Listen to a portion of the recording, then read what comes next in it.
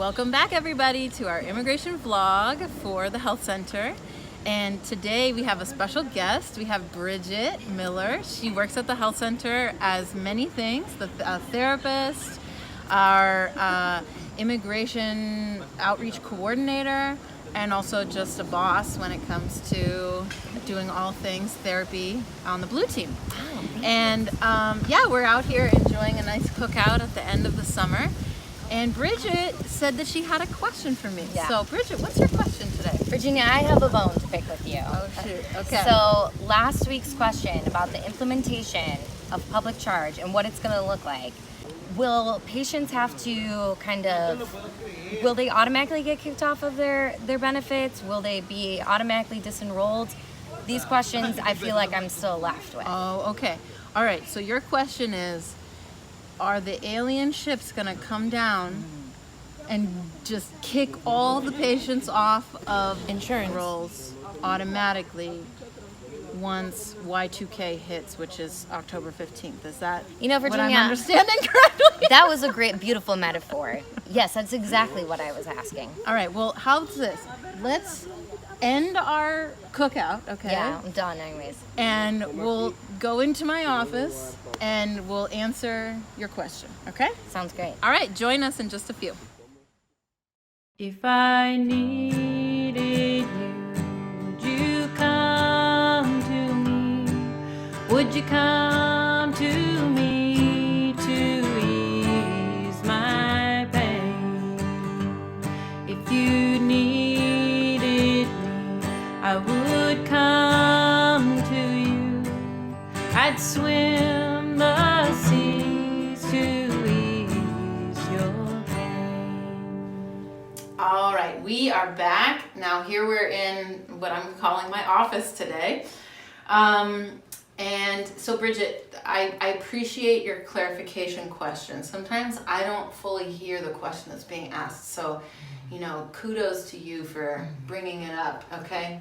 So the big question is, when the alien ships come for public charge, what's going to happen to people's benefits, basically? And what should we be doing as And what should we providers? be doing as providers. Okay.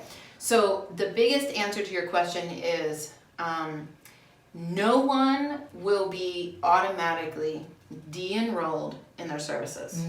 ICE is one entity of the government, USCIS, and state-run health insurance is another entity.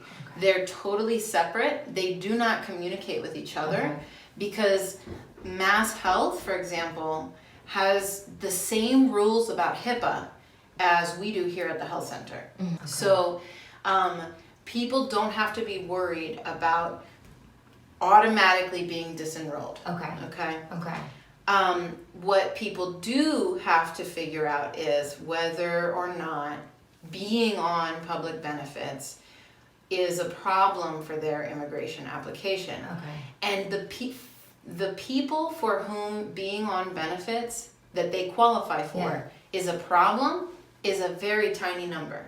Oh, really? Yes. Okay. There's so many categories of people who will be exempt from a public charge assessment. Oh, wow. What you're saying is that a lot of the people who might be concerned about public charge affecting them, it most likely is not affecting them, and they don't necessarily need to be concerned, although that fear is valid. Exactly. Interesting. The main purpose of public charge as a thing that's changing in the country right now is really to cause fear and confusion among providers, patients, community members, and mainly immigrants, right? Because it's that fear of, oh goodness, I'm going to be assessed a public charge that causes people to de-enroll.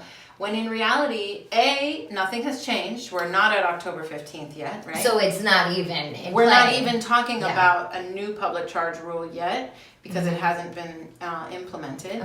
And then B, once the rule is implemented, if it is, it's going to affect such a small percentage of people that it's the fear that's going to cause the impact, not the actual rule change.